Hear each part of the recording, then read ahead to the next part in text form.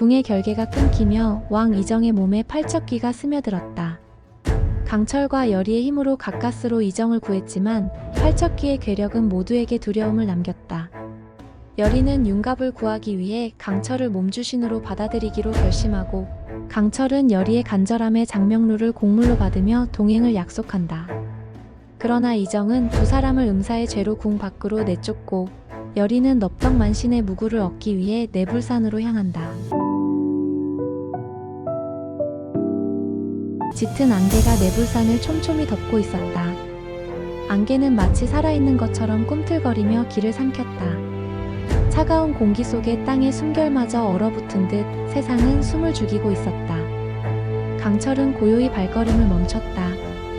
은은한 청빛을 띠는 야광줄을 꺼내어 손바닥 위에 올려두었다. 그 빛은 어둠을 헤치며 사방으로 퍼져나갔다. 그 옆에는 열의가 있었다. 한 손에는 여전히 장명루를 꼭 움켜쥔 채 그녀의 눈빛은 불안과 결의가 교차하고 있었다. 열의야, 후회는 없겠지? 강철이 낮은 목소리로 물었다. 그 물음에는 염려와 깊은 체념이 서려 있었다. 열의는 조용히 숨을 들이켰다. 날카로운 산바람이 뺨을 스쳤지만 그녀는 눈을 굳게 감았다 뜨며 말했다. 가야만 해. 윤갑나리를 위해서라도. 강철은 잠시 눈을 감았다가 뜨고 무심히 고개를 끄덕였다. 그래. 가자. 그리고 두 사람은 안개 너머 어디로 이어질지 모르는 길로 조심스레 발을 디뎠다. 산길은 상상보다 훨씬 거칠었다. 자갈과 뿌리가 뒤엉킨 길 위로 안개가 출렁이듯 몰려들었다. 앞을 보기가 쉽지 않았다. 가섭스님은 진중하게 지팡이를 짚으며 중얼거렸다. 정상에 가까워질수록 넙덕만신의 기운이 강해진다. 한순간도 방심해선 안 된다. 말끝의 서린 무거움은 단순한 경고가 아님을 알게 했다. 그때 차가운 바람이 휙 스쳐 지나갔다. 순간 귀를 스치는 흐느낌 소리. 들었어? 열의가 숨을 삼키듯 물었다. 강철은 야광줄을 꽉 쥐었다. 응. 분명.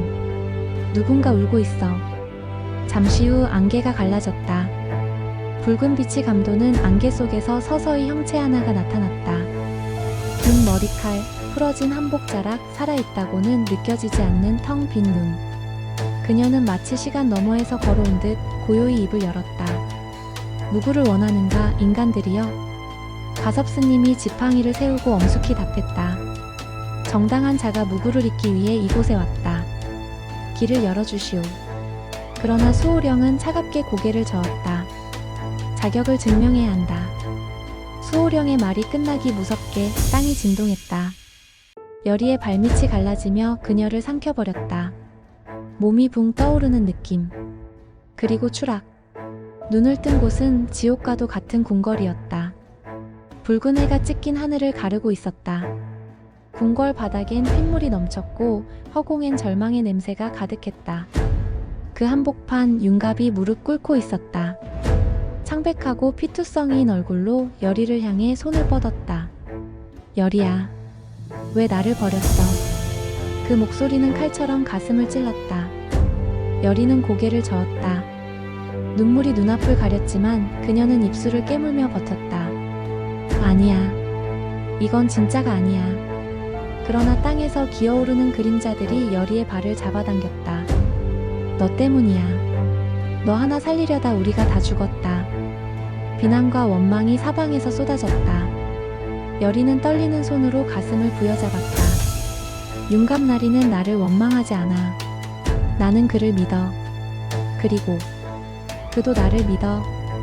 열의의 절규가 퍼져나갔고 붉은 환영은 산산이 부서졌다. 세상이 갈라지며 열의는 다시 현실로 돌아왔다. 그녀의 손에는 강렬한 기운을 품은 무구가 들려 있었다. 수호령은 열의를 한참 동안 바라보았다. 그리고 조용히 고개를 끄덕였다. 내 믿음과 용기를 인정한다. 그러나 그녀의 눈빛은 여전히 무거웠다.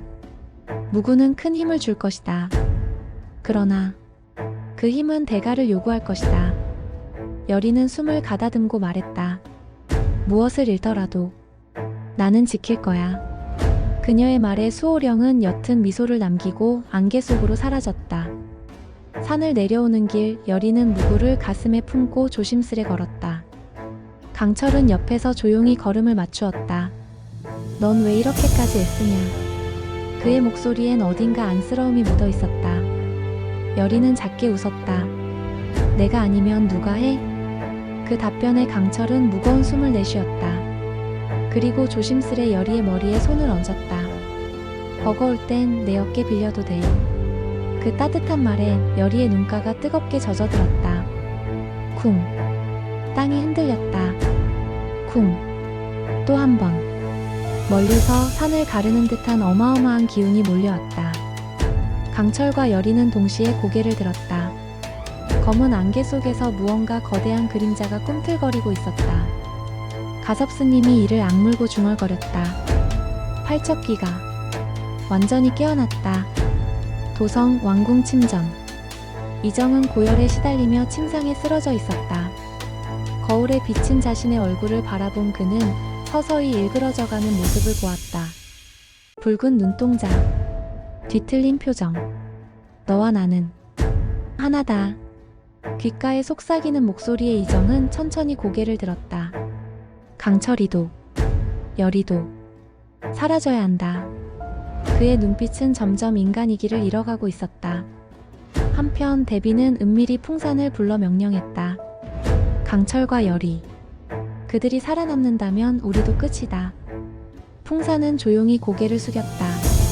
명 받들겠습니다. 그러나 대비도 풍산도 몰랐다. 팔척귀의 부활은 이미 인간의 계획을 비웃고 있었다는 것을. 여리와 강철은 내불상 기슭에 멈춰섰다. 멀리서 몰려오는 어둠, 휘몰아치는 바람. 강철은 야광줄을 꺼내들며 조용히 말했다. 전쟁이 시작됐다. 여리는 무구를 가슴에 꼭 안고 고개를 들었다. 그래도 반드시 지켜낼 거야. 그들의 결의에 찬 눈빛은 곧 다가올 거대한 싸움을 예고하고 있었다.